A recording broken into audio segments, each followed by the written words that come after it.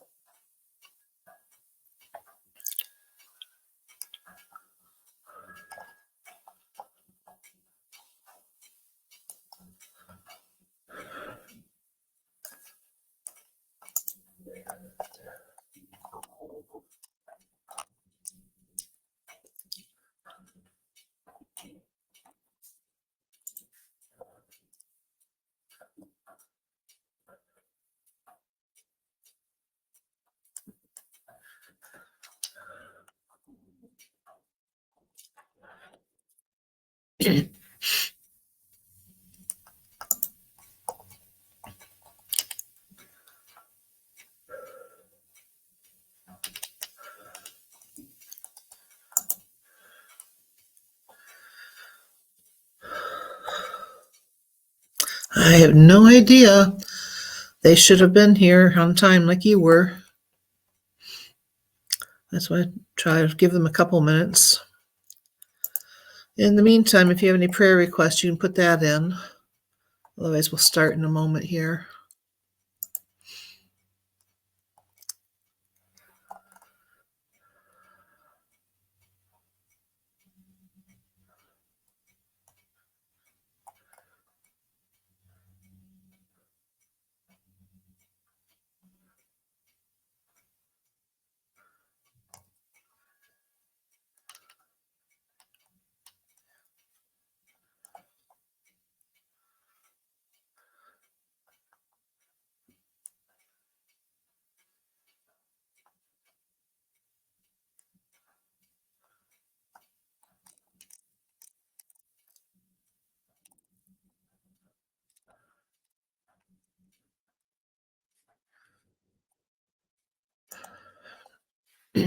All right, let's just open with prayer.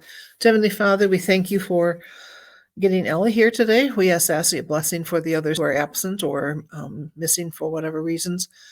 Yeah, bless them if they're ill, and if they're not, just help them to come to class soon. We thank you for your help in our lives, Lord, and for this day that we are trying to live for you. Bless our connections and our learning about our papers some more today. In Jesus' name we pray, amen. So we will continue on, even if it's just you and me. So, question for you. When you were about 5 years old, what did you plan to be when you grew up? What were you thinking about at age 5?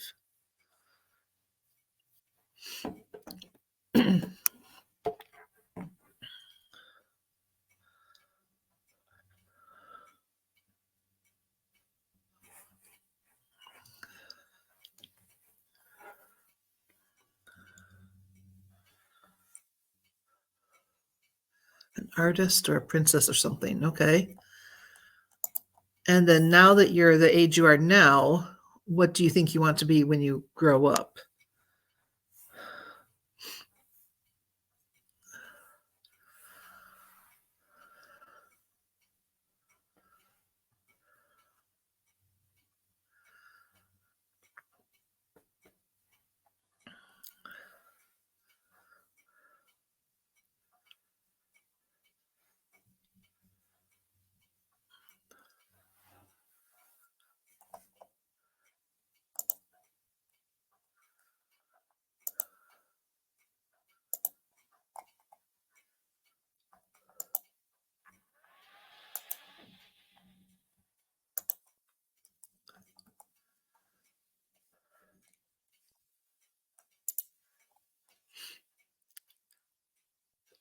Right. Very good. Definitely one day a mom. Yeah, that's good. And I do see your Venn diagram that you completed. You did a nice job with that. It's very attractive, easy to read, and you had plenty of information in there. So thank you for that.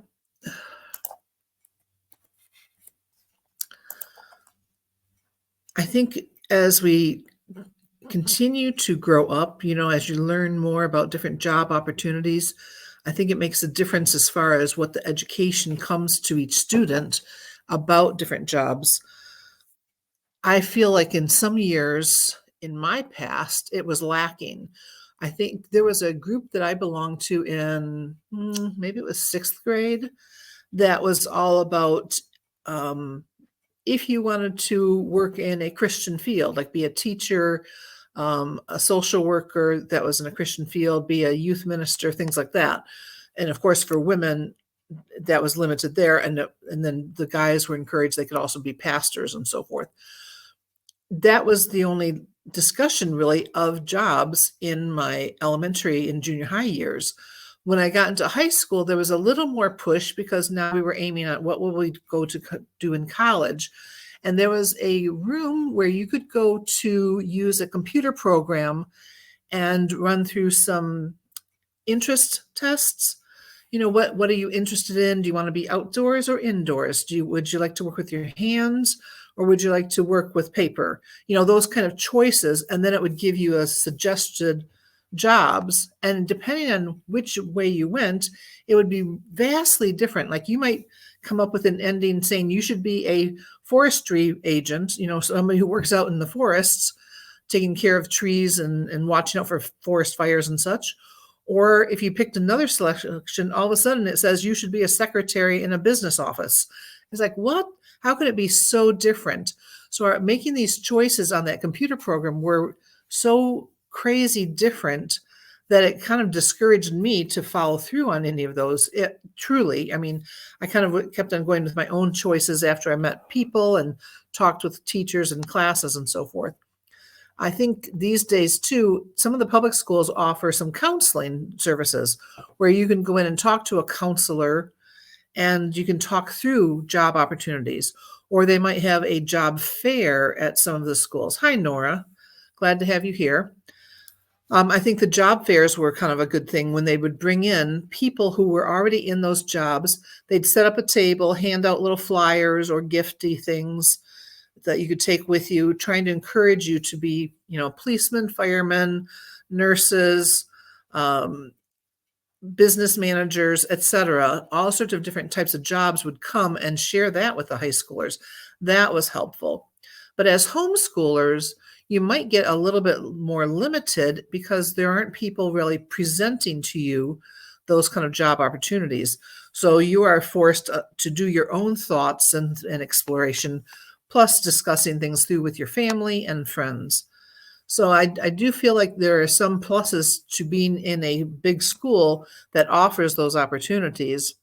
But there are job fairs, even for people who are out in the workforce now, for people who are looking for different careers or need to change, working from some position they're at now and they'd like to move into a different field. They can go to job fairs and learn more about each of these as well. It's a tough situation to be in. So you just have to keep your eyes open for what's out there. Sometimes the library will host a special day for careers and have people come in for that, and you can go to watch those as well. But there's definitely career options on the internet that can help you talk through these things. So Nora, what when you were 5 years old, what did you want to be when you were little? Just at like around age 5?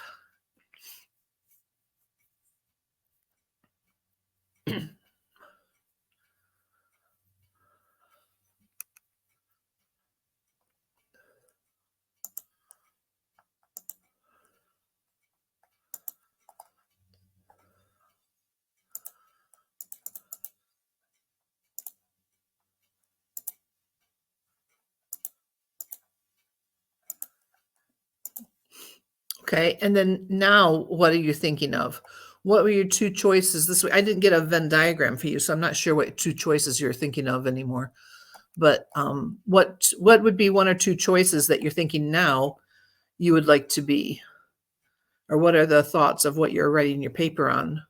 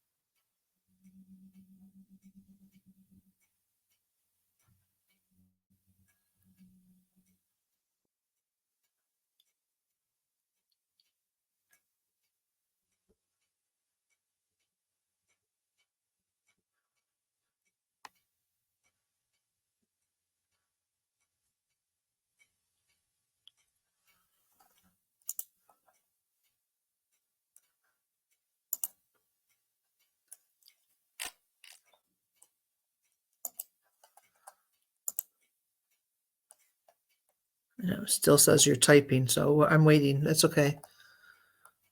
Put in whatever you think you might be considering.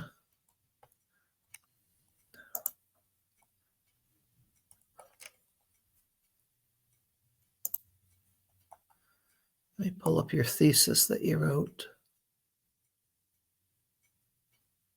Oh, you didn't specify a specific career-oriented. So you're thinking just the options, what to do after high school. You didn't mention career. So what kind of career are you thinking at this time? If you had to choose right now, what do you want to be when you grow up type of thing? You have no idea at all, huh? Okay.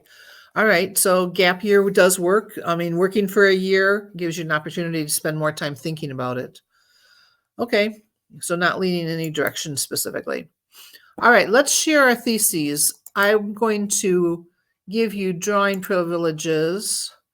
And if you would please type on screen what your thesis is. Not in chat. Put it right on the whiteboard. So even though whatever you posted for that assignment.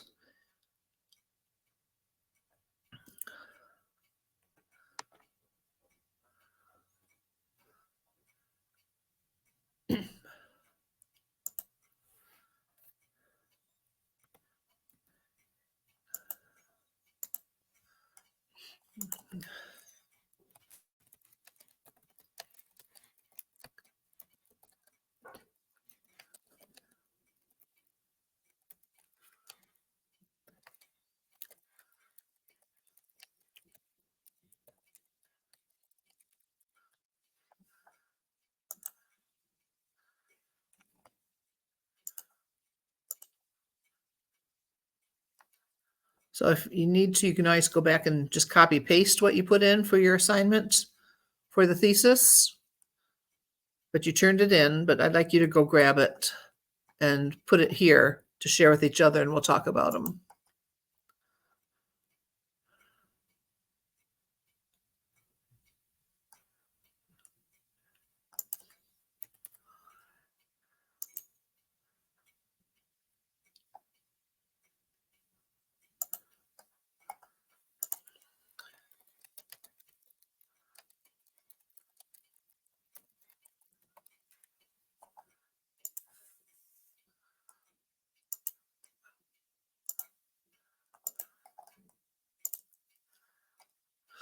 Okay, that's Nora's. And then Ellie, if you can post yours.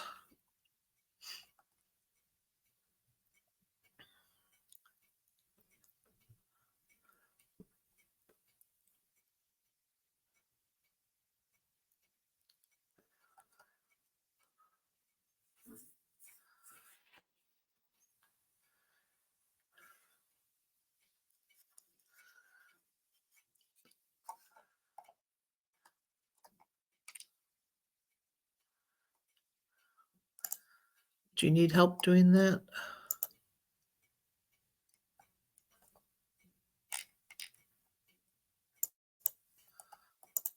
There it is. Okay. That's okay. That's okay. So let's just take a look at these. Let's look at Nora's first. She wrote, there are multiple options of what someone can do after high school.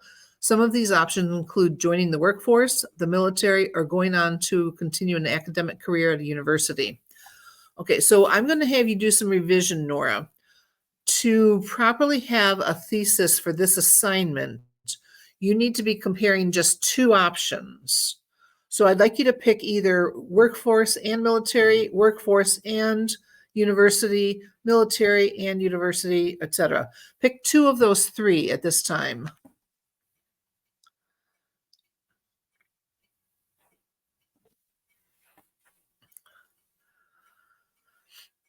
So which two are you most leaning towards for next year or the year after high school, whichever, I'm not sure what year you're in right now. I don't think you're a senior, but maybe you are. I haven't checked your ages. For all I know, you could be in 8th grade. I should go back and look at your birth dates. So if you had to pick two, I think you were talking about workforce for sure, right? To get a job. Okay, so workforce and university. Okay, then what you need to do is come up with 3 categories you can compare between doing the workforce or the university. So that's what we'll need to revise this. So deciding for you between the workforce and university, you need to think up 3 areas that you will evaluate. So take a look above at Ellie's.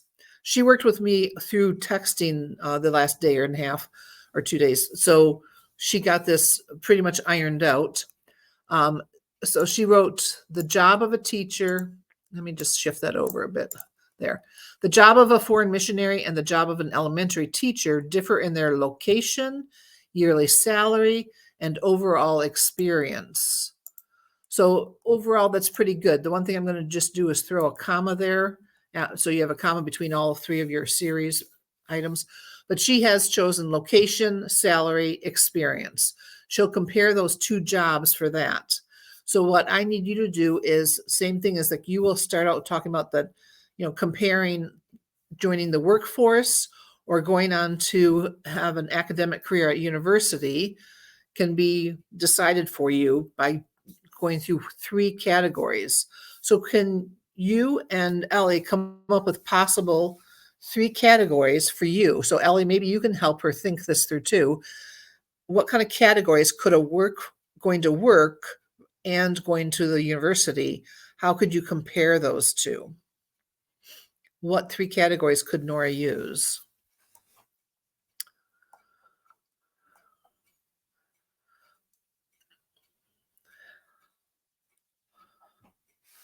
So you can discuss in chat what might be possible there. Okay, so skills needed for the workforce, skills needed for university, possible. Okay, so skills are one option. Let's come up with some other possible options, and then we can help her get a whole thesis maybe written out. So I'll put that on screen as well, skills. So Nora, you keep thinking too, how can you compare them? The environment, okay, that's another good one. Because in work environment, you've got co-workers, university environment, you've got other students. So it's quite a different environment there. Expenses, okay.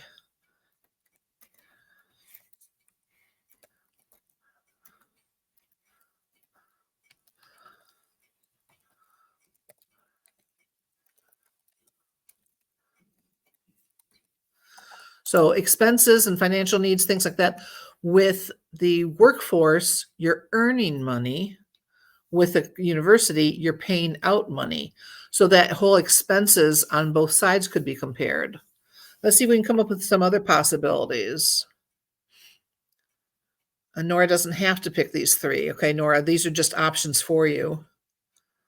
And then we'll try to help you figure out how to reword this. Location. Okay, that's a possibility. Just like yours had location as a choice. Oops, click in here.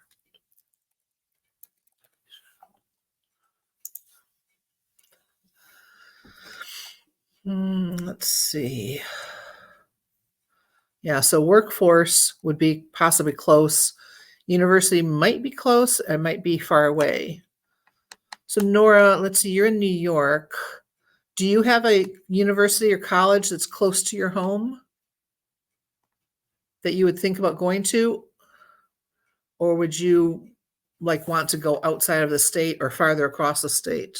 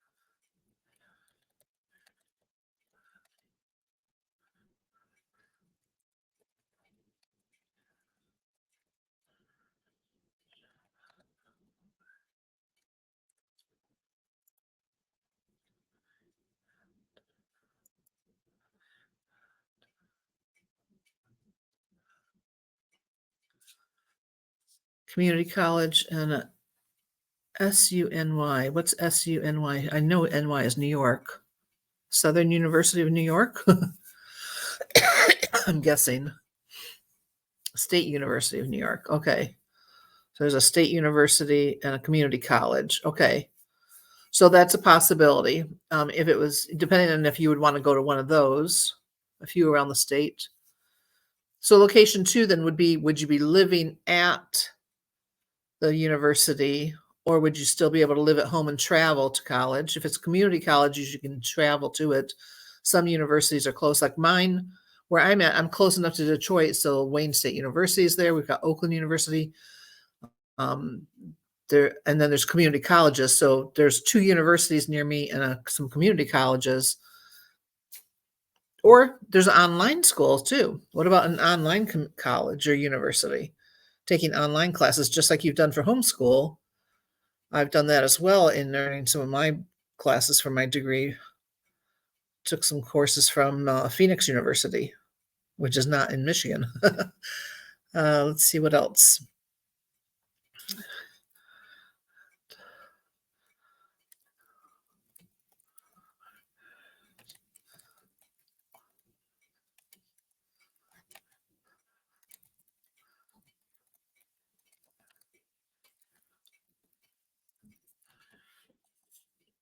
So I'm just trying to put up some other possibilities just to keep thinking here. Skills.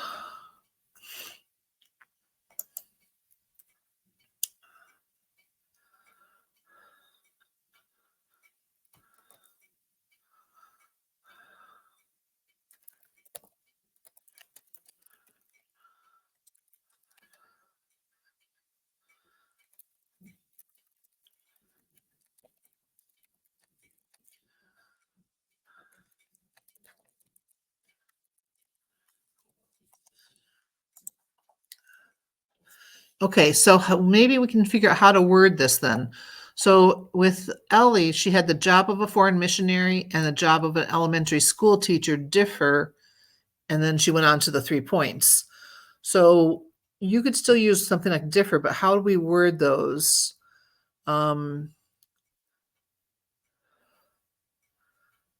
Maybe Ellie can help come up with that, and Nora, you can suggest it too. Could be something like joining the workforce or deciding between joining. Maybe you need to start with a thing like deciding between them.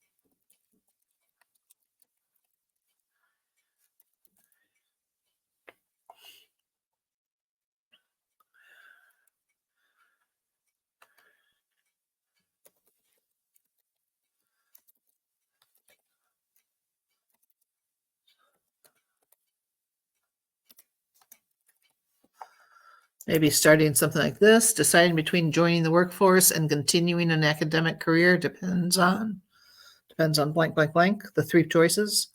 Could be something like that. We could add the word like post-secondary or what to do after high school, but that can come up later in your writing with paragraphs. Eleonora, think about that for a moment. Is there any better way to say that beginning part of a thesis for her? And then we'll move on in a moment.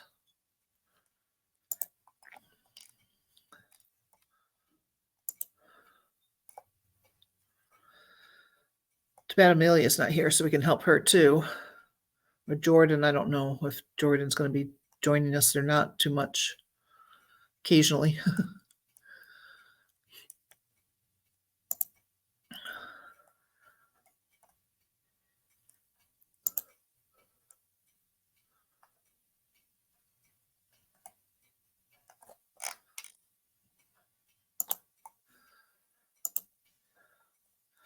A few factors to consider when choosing between joining the workforce or going to. Yeah, that's not bad. You could mention them first. Blank, blank, and blank are a few factors to consider. So that's an option too. Okay, so Nora, my suggestion to you is maybe screenshot this or copy what Ellie put in chat just now. Save these ideas to your computer so you can work on them after class, okay? So otherwise we're going to go on. So if you want to do that, I would screenshot it, which you can maybe then grab the chat as well. And that way you can save it to your computer. And then we'll move on.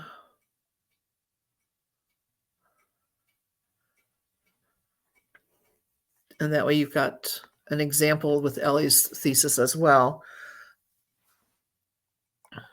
All right, I'm going to move on. Tell me if you need me to backtrack to that.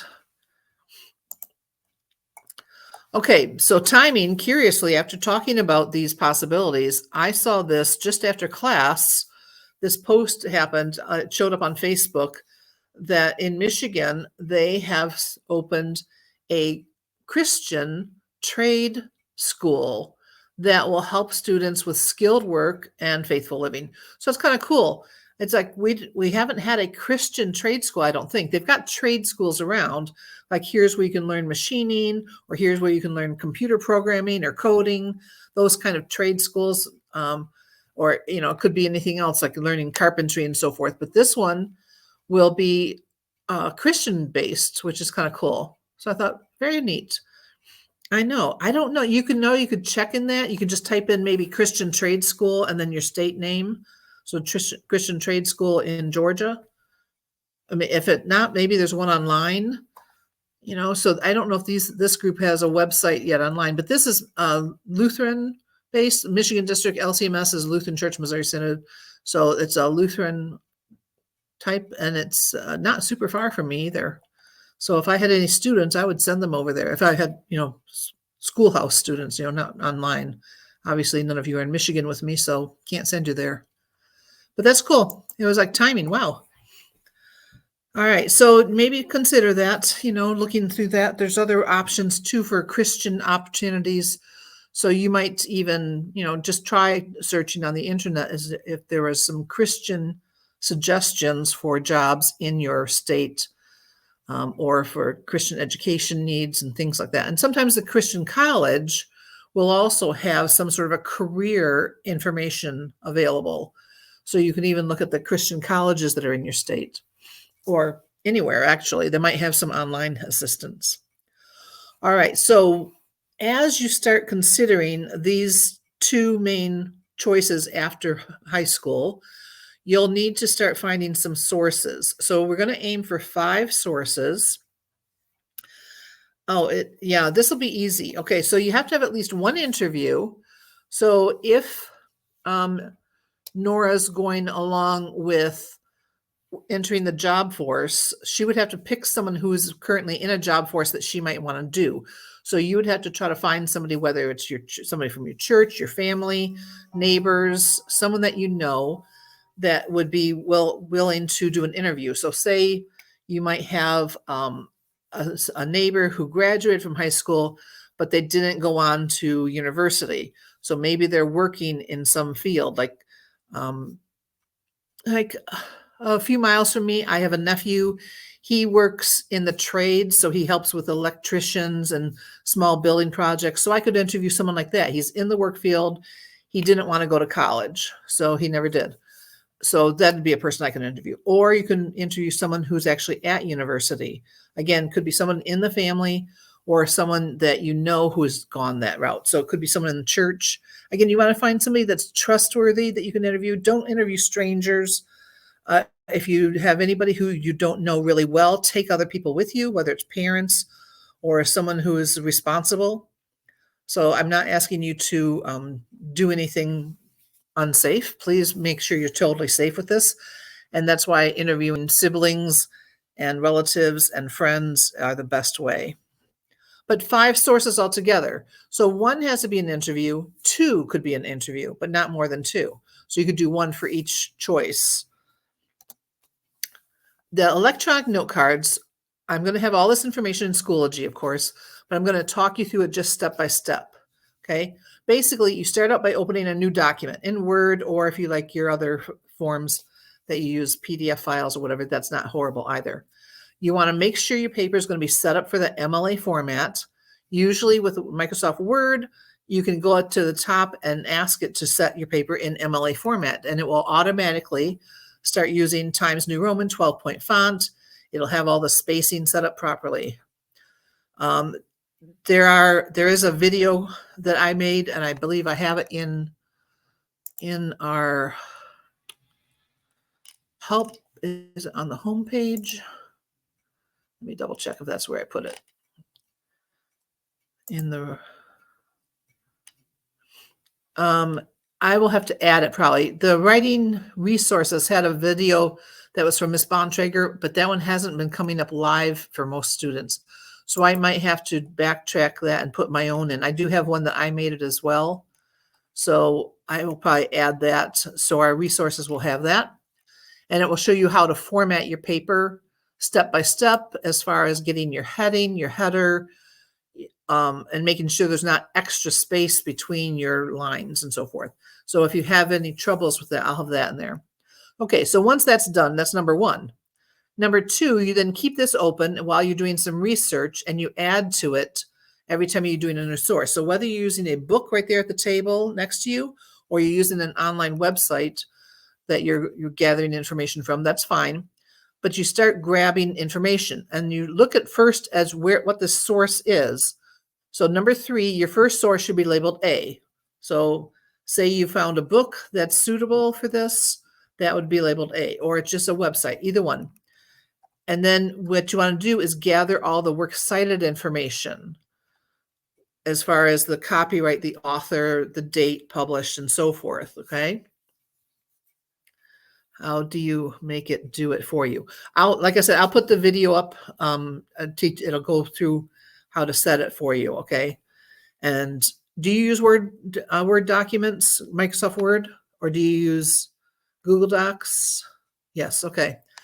All right, so the video I made is all about formulating your paper in MLA for Microsoft Word.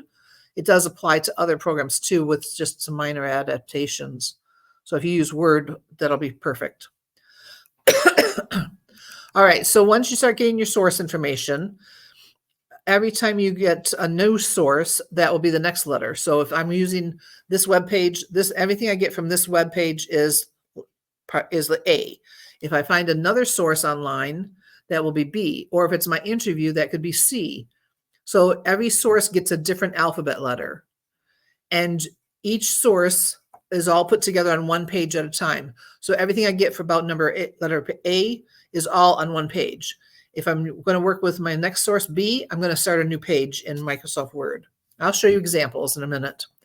So then as you're looking through your sources, number 5, you start gathering quotes and information, and you can bullet these out. So underneath source A, the first button, you can use your buttons at the top to make bullets, and this will be A1. And then the next thing you grab from your source could be A2. And if it's a quote, you put it in quotation marks. Every note gets labeled then A1, A2, A3, etc. All the research should be best gathered in direct quotations, because later, if you don't want to use the quotation, you've at least got it there in case, and you can then paraphrase it later in the essay. Again, I'll show you an example. Each quotation should be cited using the author's last name. If you don't have an author, you use the title of the article. Or a book always has an author, so there's not usually a problem with that. You can also add personal notes, what you think of it, how you're going to use this note, and that gets put in italics. And then when you're done with A, you start gathering the next source, B, and you start a new page. So the samples on the next slide. So notice that all quotations are in quotation marks because they're direct quotes. All the quotations will have cited information. The page is in MLA format, and the citation matches your source. So here's an example of what it looks like. The first page would be on the left there. So at the top, you'll see we've got pretend student. Her name is Susie Student, okay? So the header for every page becomes student 1, student 2, student 2, because that's her last name. Then the teacher's name, the class name, the date, just like we've done for other papers. The one thing I'm not really fond of is this does have a little bit extra space between the date and the title. And these days with MLA, there isn't this extra space here where I'm scribbling. Okay, but we'll ignore that for now. Then you have a title of what your paper might be. In this case, they were studying the Barbie doll and how that affected young girls' impressions of bodies and so forth. So you come up with a title, and it should be centered. Is this one totally centered? If I look at the spacing here and here, it's not perfectly centered. It should be.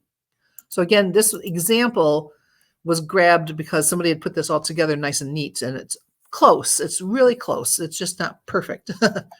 But okay, let me go on. So on this page, by the way, this page ends here. Underneath that, it says next page. So this is just page 1 above my blue line. You start with your source. Here's source A. In the first couple lines, you're using your bibliography information. So this is the detail in the circle of what the source is. The author, who is Mary Jo Murphy. The title of the article, Barbie at 50 Unwrinkled and None the Wiser. Where it came from, which was a New York Times, so a newspaper.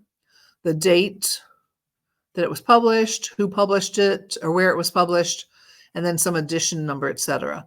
And it says web. We don't really use web anymore. We'll have the web address instead. So this little box right here, that should be the web address.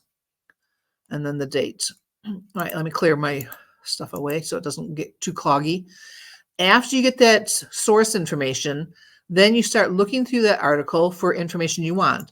So the first thing you find, you label A1, and you put the bullet in.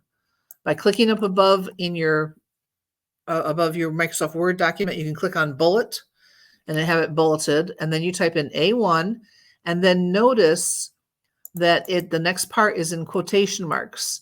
So it starts out quotation marks, modeled as you were, etc. all the way up to toy. So this first line here is all in quotation marks. Then they have the citation information, the author's last name, Murphy, in parentheses. So if you put this in your paper, all you'd have to do is copy, paste this, except for the A1 you wouldn't, and it'd be ready to go. Underneath it, there are italicized words. That's your personal comment. Okay, what does it mean to you, or what were you reading about there? Oh, it's designed to look like a sex toy. Clearly not a good model for kids. You know, the original Barbies were too sexy. All right, then you come up with another point. You read more in there and you find A2. Here's another part I want to include. So then you grab that again with quotation marks. This one goes all the way here. And then notice right after the quotation mark, it still has Murphy in parentheses, so that if you chose to use this quote in your paper, you would just copy paste this, just like this. It's all ready to go. But if you chose not to, you could change it into your own words and paraphrase it, but you would still use Murphy in parentheses. And again, the personal comment underneath is what the student was thinking about that, how it might apply. Maybe you'll include your comments in the paper. Then underneath my blue line, it says next page. So this would be page 2. On page 2, you would still have like student 2 at that point, but it's just showing you the next entry. So the next page, you start with your next source. So here's another source that they got. This was also from the internet. And this one doesn't have an author. So they start with just the title of the article in quotation marks, the place where it came from, which is a magazine, online magazine, the date of publication, etc. Okay, and all that. So you get your bibliography information. Then you start finding notes about it. Here, I want to use this. And this one, they grabbed a rather long quote all the way up to here. But you put the whole thing in quotes, and then later, if you want to put it in as a paraphrase, you can. Okay, then again, if you have a third source, this would be the third page on the right-hand side. So I'd start a new page. This time it would say student 3 at the top, but it's just showing you a little squib of it. But again, you get your bibliography information, and then you start finding information from that, put it in quotes, and it's got the location of it, and they just put Barbie facts because they don't have to have Barbie facts for the record, the whole title, because there aren't any others close enough to be in Barbie facts. But that's when you don't have an author's name. And this would be the first note from your source C. So this is what electronic notes looks like. You collect everything in this file. When you're ready to write your paper, it's super easy to copy, paste, copy, paste, copy, paste. And then you can adjust it and revise it as you go. When you do the works cited page, same thing. You can copy, paste the citation information, which is next to your capital A and your B and your C. And then you can put those on a works cited page. This is a really easy way to do note taking for essays that doesn't require you to have paper note cards. And because we can copy paste, we can rearrange things that way. Okay, let's talk about the interview. When you do an interview, you'd also have to cite that. And the MLA file basically is you label as an interview. You mention the person that you're interviewing, the date you were interviewed, and so forth. So that will be in the MLA helps and the options to go to, like Purdue OWL website, their online writing lab, to see how you do that. But with your interview, I think Ellie said she's nervous about this. So these are 3 options that you could think about. You already know some things. What you might want to do is come up with a list of what you want to know, and then you can put down what you learned after the interview. So before the interview, you might already know, I know that they work at such and such a company. I already know that they're happy with this job. I want to know, how much are they earning per hour? I want to know how they got hired in, what was the procedure? And then the L is, what did I learn? So after you talk to the person, you can then write down, oh, they're earning $16.70 an hour, but they started at 13, whatever, you might be able to go back to that. Or you might find, certain skills that they had to do some training at a certain company building before they actually could start working at the job. Whatever else that you wanted to learn, and you learn about it. So this helps, this KWL chart, what I know, what I want to know, and what I learned. So you don't need to go ask them things you already know, of course. So that might help with interviews. It might smooth it out if you plan for this. If you're interviewing somebody who's at university, that would be, again, what do you know? You know that they go to this university. You want to know how much it was tuition, or where can I find the information? They might be able to help you with that. That you might want to know how much does it cost for their food, or is it included? You might want to know when they travel back home, how much does it cost for all the traveling, gas money and so forth. There's all sorts of things you might think about asking, but having a chart like this could smooth it out to be a little easier. I would suggest come up with 5 or 6 questions from your own brain, of course. Just what do you want to know? And then take notes, or you could record that. You might want to ask them, do you mind if I record this? And then you can set up your phone to record, unless you have a little recording device also. But that will help you, because they can always go back to it. Because taking notes fast enough sometimes is hard to get all the words in, especially if the person talks quickly or says an awful lot. And then if you can, it's really great to have a personal quote in your paper. So having that recorded will also let you grab their word for word what they said. You're not just guessing how they said it, but you can copy down what they said word for word, some important phrase or sentence that could be used in your paper. That's pretty effective. Other quotes will come from research, of course. You should finish your interview by next week. So think about your options, what you're doing for your thesis. Nora, do you know somebody who's currently going to a university? Okay, good. And do you know somebody who is working a job that after they got done with high school? Okay, so if you know them well enough, those are possibly the 2 people you could interview, and that takes care of 2 of your sources. Ellie, what about you? Do you know somebody in each of those job categories? Missionary and what was the other one? Teacher?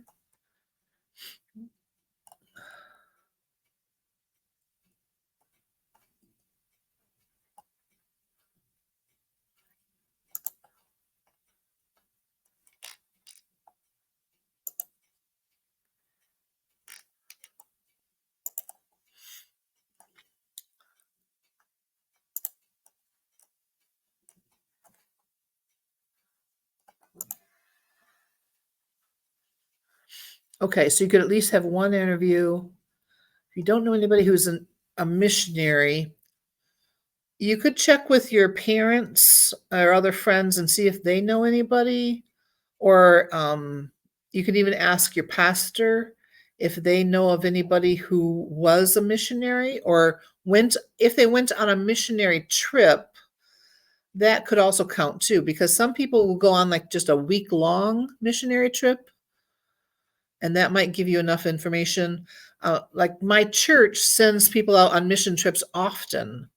I mean, they've been to other states, but they've also been to Africa several times. And so there'd be plenty of people to interview at my church because of that.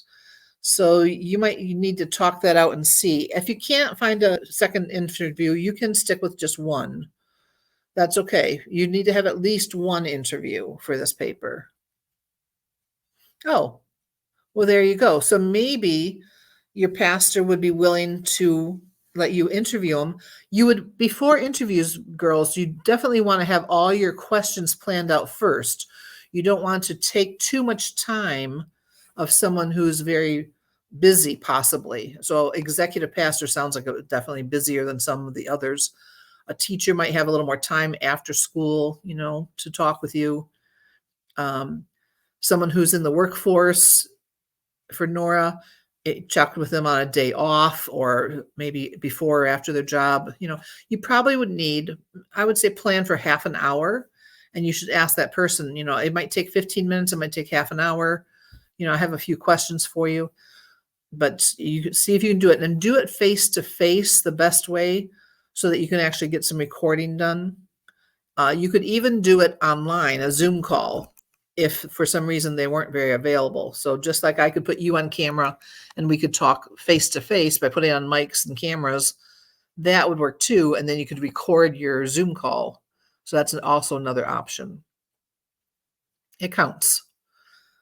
All right. So have at least one of your interviews done by next class period, if not both. So you need to start talking to that person.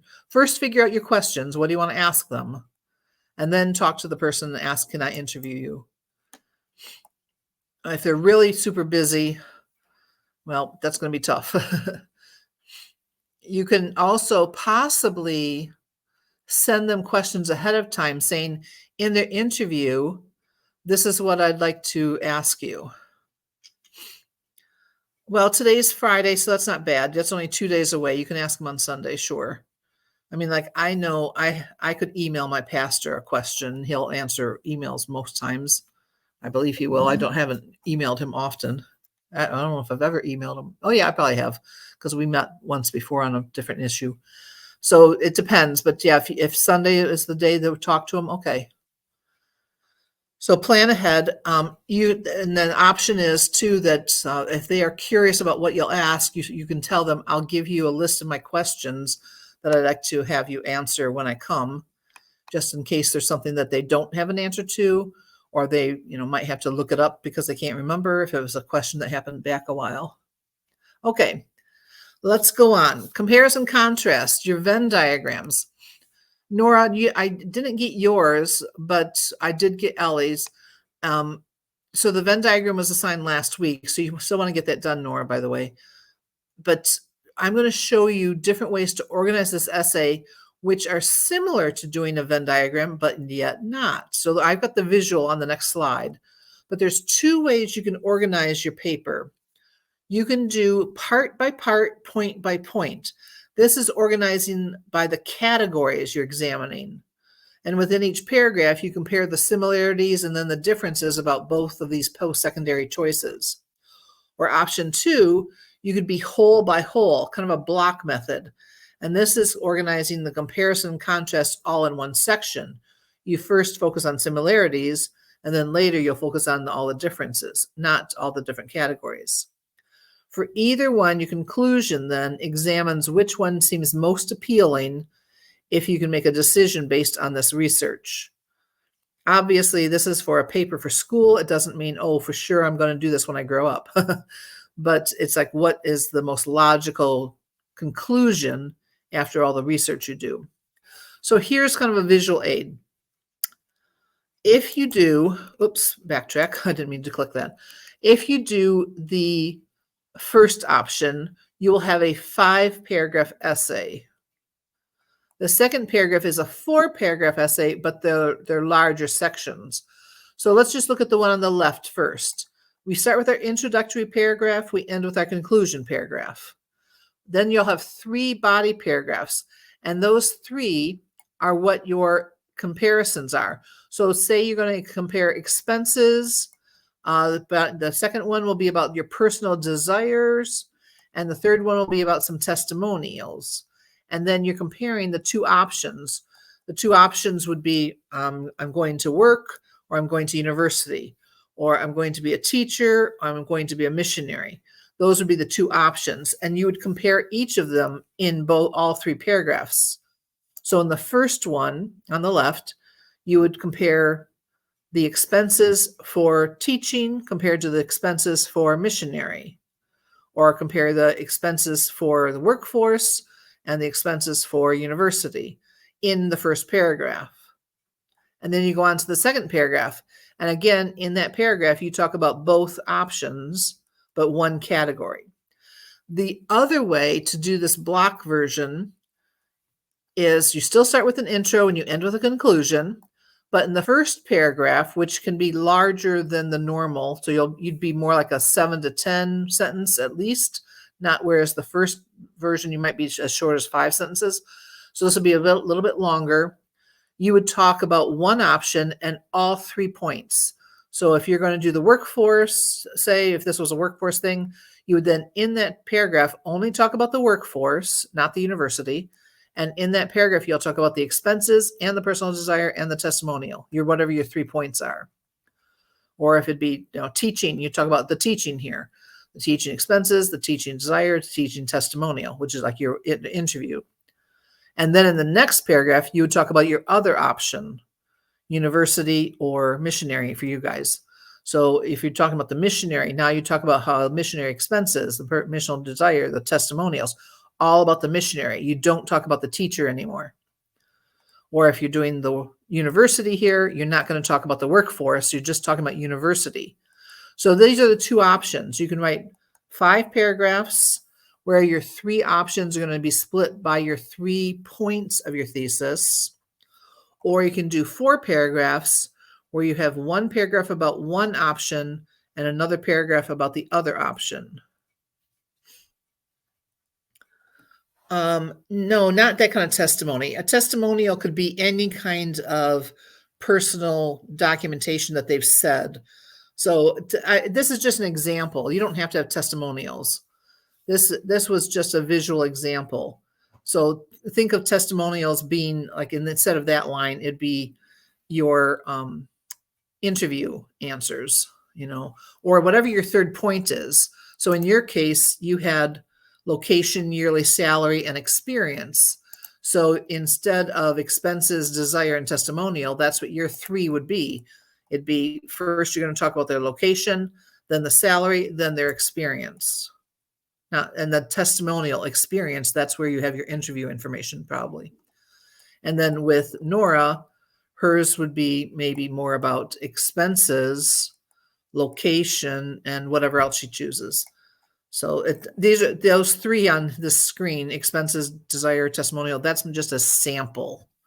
It doesn't mean those are your 3 choices. Your 3 choices go back to your thesis. So you have to decide when you're gathering your information, which will work better for you. Do you want to talk about your individual points one by one, or do you want to talk about the whole job as a whole? If you're doing the whole job, that's when you have 4 paragraphs only. So outlining these looks like this. If you're doing this point by point on the left, when you outline it, it's like, okay, we have the hook. That's our attention grabber, first sentence. Then our 3-point thesis. And then we'll have body paragraph 1, body paragraph 2, body paragraph 3, and then the restatement of the thesis and a concluding power sentence. That's what the outline should look like. And you'll use complete sentences to write this out. When you make your paragraphs, that group will have like 5 to 7 sentences in each paragraph. If you choose the block method, this outline will only have 6 lines. You'll have your hook, attention grabber, and 3-point thesis. So 1 and 2 are the same. But now you just have body paragraph 1, body paragraph 2. There won't be a body paragraph 3. But now the body paragraph should be 7 to 10 sentences long because you have more information to include in there. And then the restatement of thesis is the same and concluding power sentence is the same. So if you're doing that, your outline will be 6 lines. So I am requesting an outline this week for what you think your paper, how you're going to plan your paper out. And depending on which method you choose, 5 paragraphs versus 4 paragraphs, that's the type of outline you need to use according to this screen. Okay, I'm going to jump past this to our break slide here, and then we'll come back and do a little bit more. I feel like I'm probably making you brain dead now. So go take a break, walk away, come back, or read the cartoon if you want, whatever.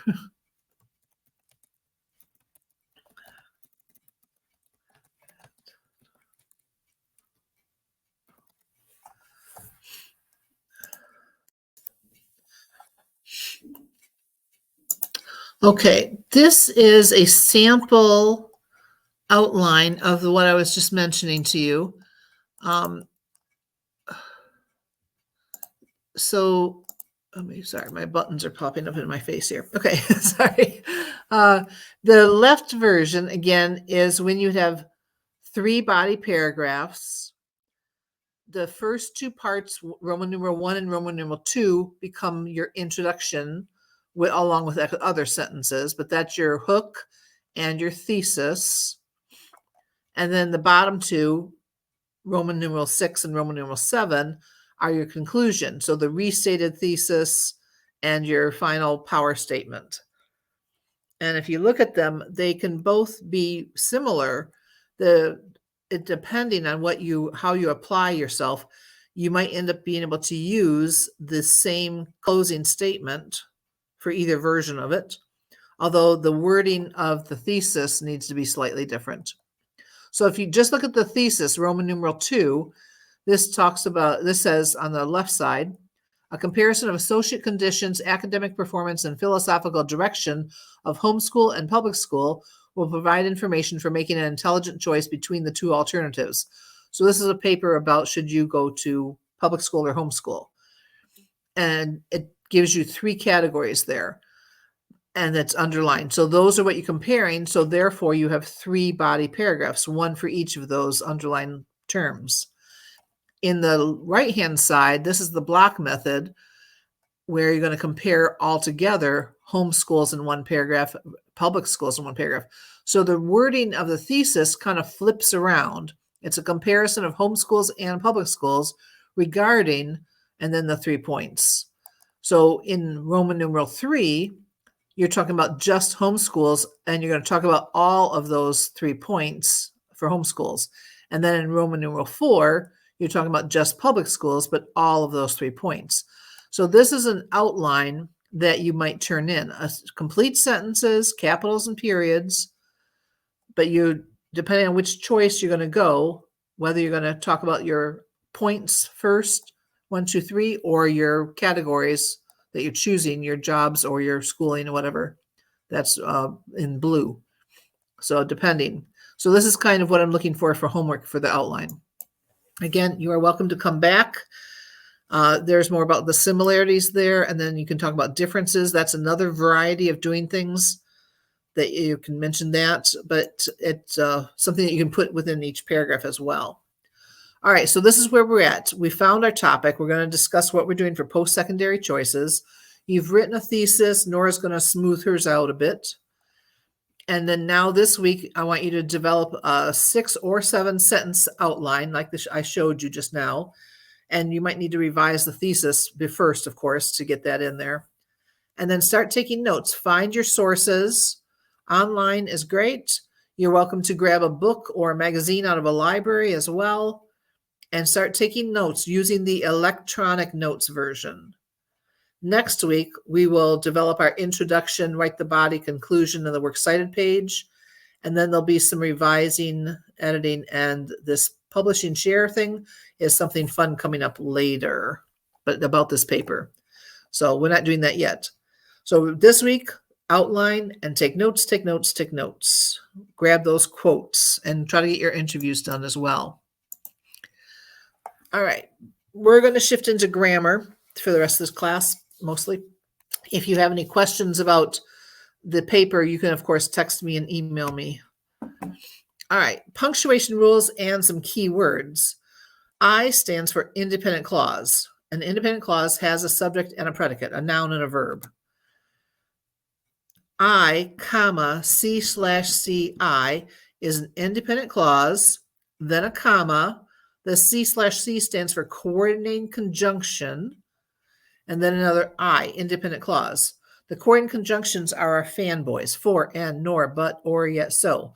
First letter of each of those words spells out fanboys. For, and, nor, but, or, yet, so. FANBOYS. This sentence pattern, I, comma, CCI, is a great way to remember where the comma goes in a sentence.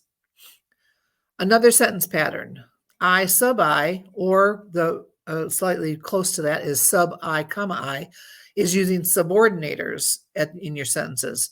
Subordinators include words like if, as, when, though, although, because, some that have 2 words like so that or as if, which I don't have listed in there. since, before, after, unless, where, while, and whereas. Those are subordinators. When they're in the middle of a sentence, we can have an independent clause on both sides. There's no commas needed. So you don't put a comma before the word because. And then subordinator I, comma, I is when you start the sentence, and then you do need a comma between the two independent clauses. Another rule is the independent clause, a semicolon. C/A stands for conjunctive adverbs, and then we have a comma, and then another independent clause. The conjunctive adverbs can be however, nevertheless, thus, therefore, hence, moreover, consequently, for example. Most often we use for example and however, and those would be separated from the rest of the sentences by a semicolon and a comma. These are key rules that if you learn these, you will punctuate almost every sentence properly. The last one is independent clause and another independent clause with no keywords between them.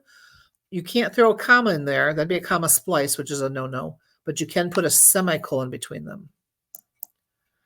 So here's examples. Number 1, the fox was below them and still some way off. That's just a basic sentence. We have fox was. The below them and still some way off is just describing where the fox was. So it's just a simple sentence. That's just an independent clause. 2 has the word although. So with although, if you look for it, it is down here with the subordinators. So this is starting with a subordinator, and then at the end of this independent clause, there should be a comma if there's another one. Although it was almost directly downwind and must be able to smell them, we put a comma here. It did not look as though it was particularly interested in rabbits. This is the sub-I, comma, I. So the subordinator first, then an independent clause, a comma at the end of that clause, and then you can have another independent clause. Independent clauses, remember, can stand alone as a sentence. Okay, look at the next one. It was trotting steadily up the combe, which is kind of like this vision in the picture. It's like a little path there. As a dog would. In color, it was sandy brown. So as a dog would, this is right here, a semicolon. This one is the bottom one. Independent clause, and then another independent clause. In color, we could add a comma here because that's a prepositional phrase. In with in. It's not part of our sentence patterns here, but this is an independent clause and another independent clause. Number 4, it had a crafty predatory look that made the watchers shudder, although it was obviously not hunting them. Here the although is in the middle of the sentence. This is the I sub I. No punctuation needed. Number 5, as it passed behind a patch of thistles and disappeared from view, comma, one rabbit ran into the open. This is another sub I, comma, I. It's using as in this case. Number 6, Big was loping warily downhill towards the fox, but still the fox paid no attention. Here you've got your coordinating conjunction. So this matches this first pattern, I, comma, CCI. Every one of these matches one of the punctuation patterns. When you put your commas in following that pattern, you're punctuating it correctly. So learning those patterns is a great thing. If you could grab those and memorize those, you will punctuate everything properly. All right, so let's try these on our own. Number 7, see if you can tell me where there should be a comma, if there should be one, or a semicolon, or nothing. Number 7, at about 30 yards distance, the fox saw the approaching rabbit and he paused for just a moment. Where would you punctuate number 7?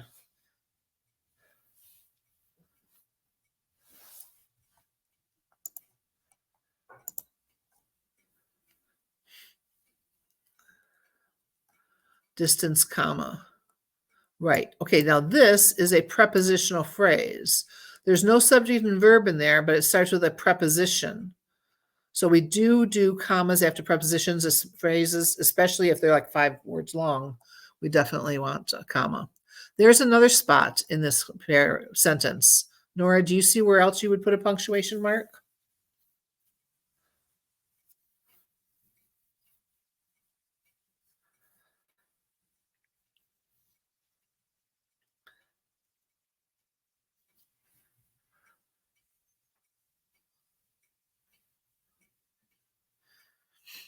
Okay, how about Ellie? Nora's thinking about it. Ellie, do you see another spot?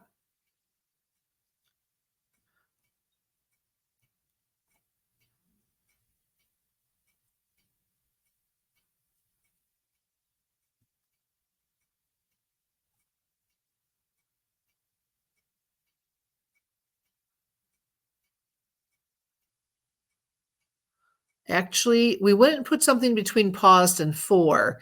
In this case, you want to find the ending of this first phrase. The fox saw the approaching rabbit.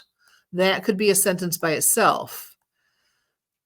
Keep an eye open for those keywords, the fanboys, for and nor, but, or, yet, so. Those are the coordinating conjunctions. So this becomes an I. Let me type that in right.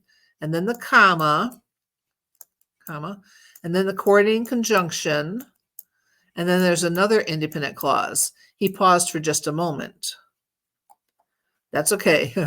So this is the I, comma, CCI. I didn't write that very neatly, but that's what that is. Okay, how about number 8? He then started to trot forward again. However, he was no longer indifferent. Look for a key word and how we should punctuate around that.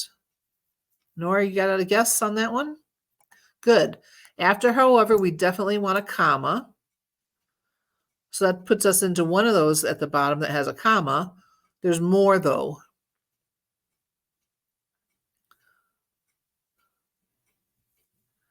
A semicolon after again, right. So this one matches the second to the last pattern at the bottom.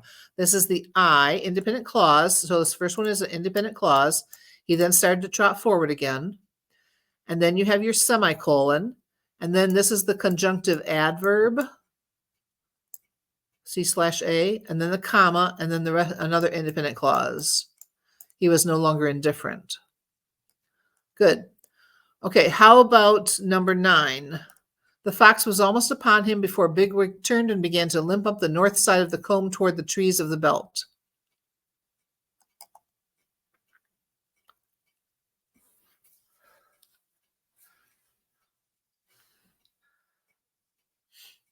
This one's a tricky one.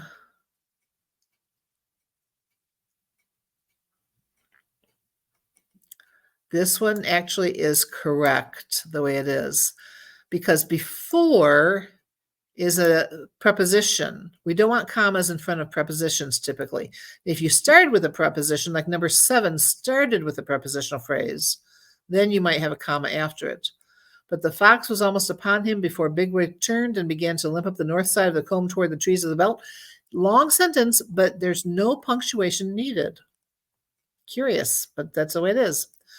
Okay, there is something needed in number 10. What do we need in number 10? It is a mouthful of a sentence, you're right. The fox hesitated again. Nevertheless, he soon started to follow the rabbit.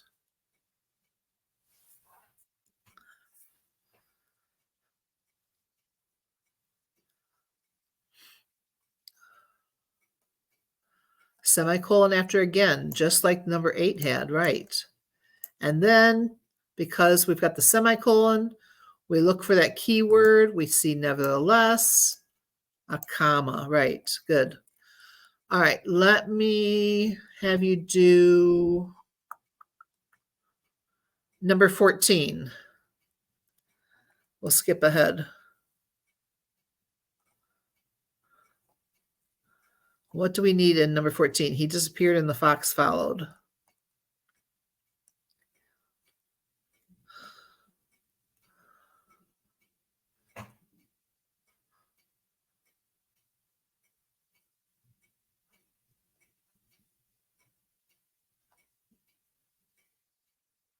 comma after disappeared. Yes. You want to keep your eyes open for those conjunctions. He disappeared. The fox followed. Those are two short little sentences that are combined by having a comma and. That's that first pattern of I, comma, CCI. Okay, time to go on a little bit. So with your paper, you should also edit it according to the rules. So why?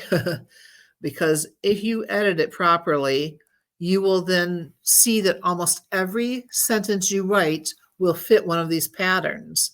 So here's a whole bunch of sentences that came from various students and other people writing things. And if you look at the end of each sentence line, I have the pattern written there. Yes, the sign is goofy because it's missing one of our punctuation rules, right? My favorite things are eating. It should have a comma there. Eating, comma, my family, comma. And not using commas, it's a joke, definitely. But if you look at every sentence on this page, every sentence fits a pattern. There are a few that might not. If they're super simple, it might be just an I by itself. But when there's punctuation needed, you usually can fit one of these. Okay, let's transition to punctuating citations since you're doing a paper. When you have quotes, you will need to use parenthetical citations. Take a guess. Which one do you think would be correct? A, B, or C? Look at where the period is specifically and the quotation marks. Look for the periods and quotation marks. Those are the punctuation things. B is correct. Okay, when you have an end of a sentence, when you're doing citations, we take the period off of the sentence itself and put it at the end of the citation. So the period moves. C is not correct because then you'd have two periods. And A left the period with the sentence, but now that we're using a citation, we put it at the end of the parentheses. So B is correct. How about this one? A, you have 1, 2, 3, 4, 5.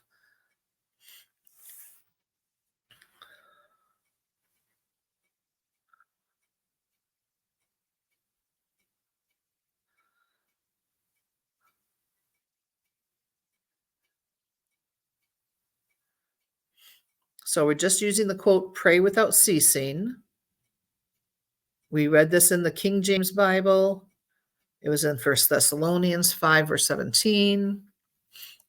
But to cite it properly, good guess, but it's not number 2. Nora, what's your guess? So it's not number 2. Not 2.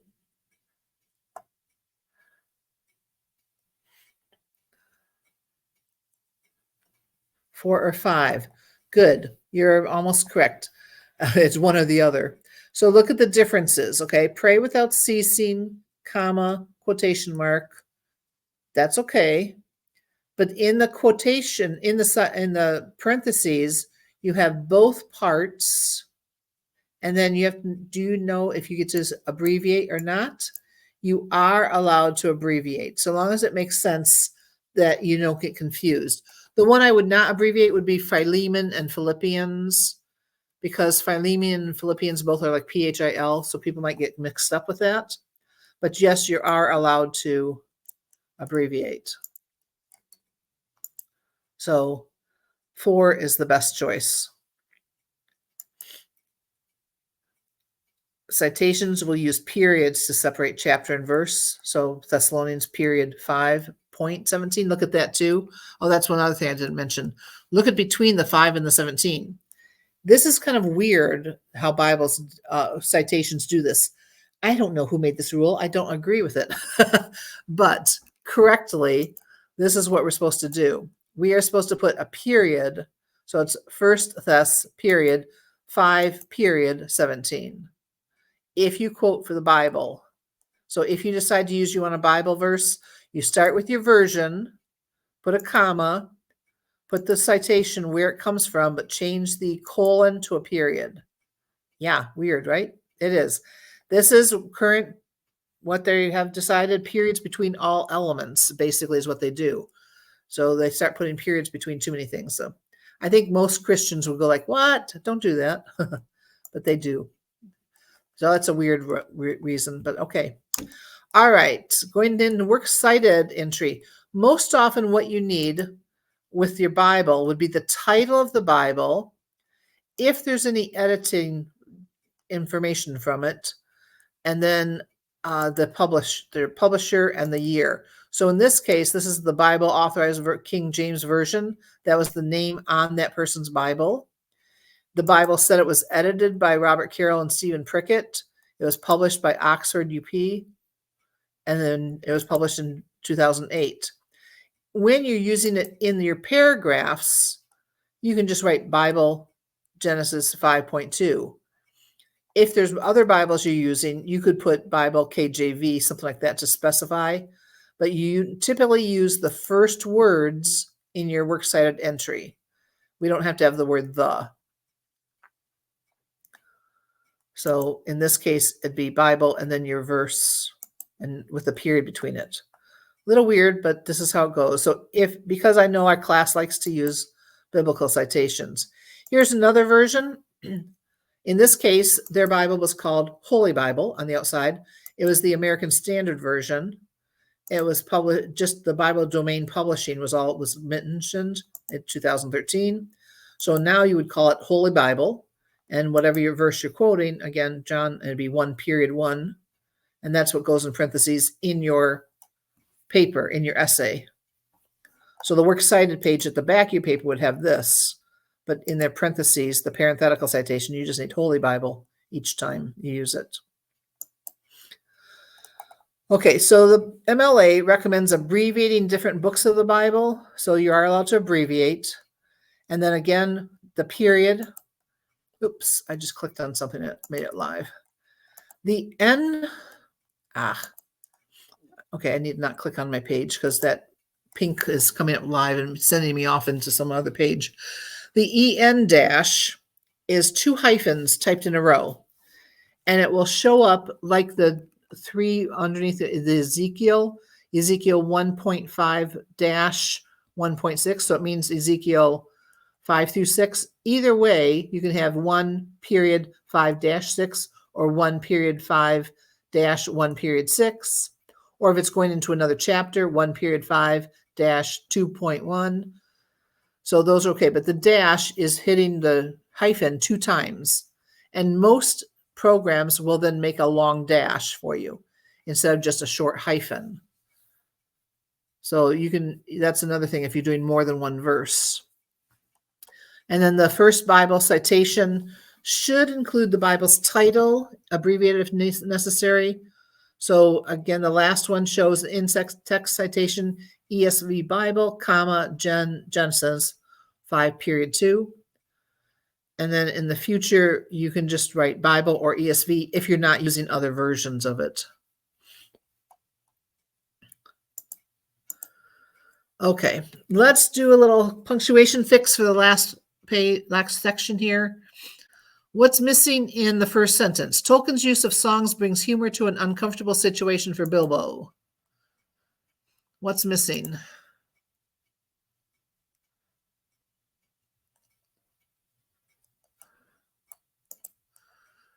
Something punctuation-wise.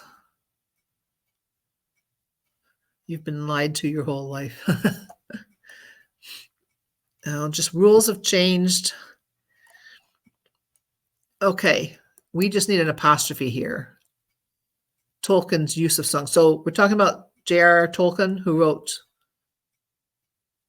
The Hobbit and so forth, that whole series. So we're missing an apostrophe. What about in the second sentence? Can you figure out what punctuation is missing? Remember the cookware scene? Bilbo worries they will smash his plates and damage the silverware.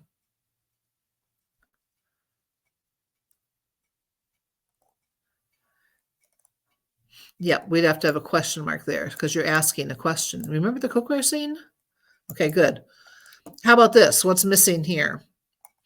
Of course, they do not really do this. They plan to take very good care of Bilbo's cookware because of the final lines of the song they sing. That's what Bilbo Baggins hates. So carefully, carefully with the plates. There's a lot going on in there. What's some of the errors?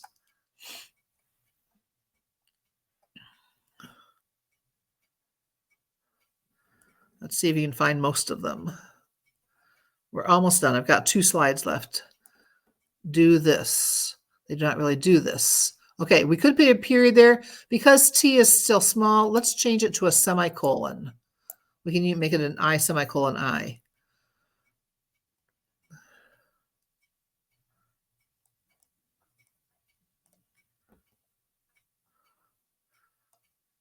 For what they sing. Actually, it's just the final lines of the song they sing. It's not what they sing. It's the final lines of the song they sing. Cookware, comma. We don't want commas before because. You can have a comma in front of but. That's one of our conjunctions, but not your subordinators. So never put a comma in front of because.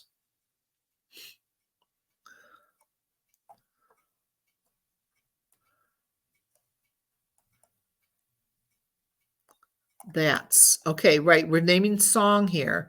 So we want to have a comma, and then we're quoting this. That's with the apostrophe S, because this is now the lines of the song.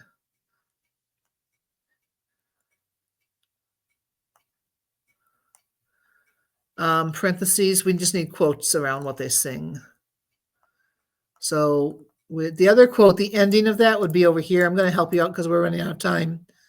Okay, of course, comma. Of course, they do not really do this, semicolon.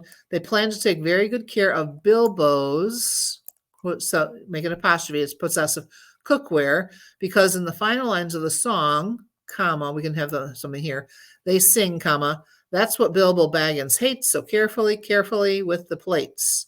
And then after that exclamation mark, they might have a capitalization C there, if I would correct that. And then the period would be at the end. Yep. And if I had time, I would play you the song too, but we're out of time. Based on this whimsical beginning, comma, Bilbo Baggins had no idea he would encounter goblins, giants, wolves, wizards, and elves. All right, homework time.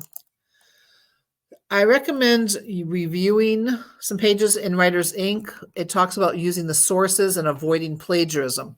I want to remind you, if you plagiarize things, you don't quote properly, you can lose your grade for the assignment. So be careful that you grab all that. You definitely want to conduct your interview or interviews this week as much as possible. You have to submit your outline. And again, your outline will have either 7 lines or 6 lines, depending if you're doing 3 body paragraphs or 2 body paragraphs. And I would like you to submit your works cited, all the sources you found so far, and then the electronic note cards as well. So there's lots of research to do this week. Interview, find all the other sources, get your notes taken, an outline done. There's quite a bit. Any questions? This is not something you can do on Thursday and think you'll get it done on Thursday. You definitely need to start soon. Talk to your person you're going to interview. Start finding those sources and getting things typed up. So this is not a one-day get it all done on Thursday and think you can hand it in for Friday. If you leave it to the last day, you won't get done and you'll be behind. And then Nora, you got to catch up and get that Venn diagram done from last week too, please. All right. If you have any other questions, send me a text or email. Thanks you guys for being here. Yeah. I will see you in 7 days.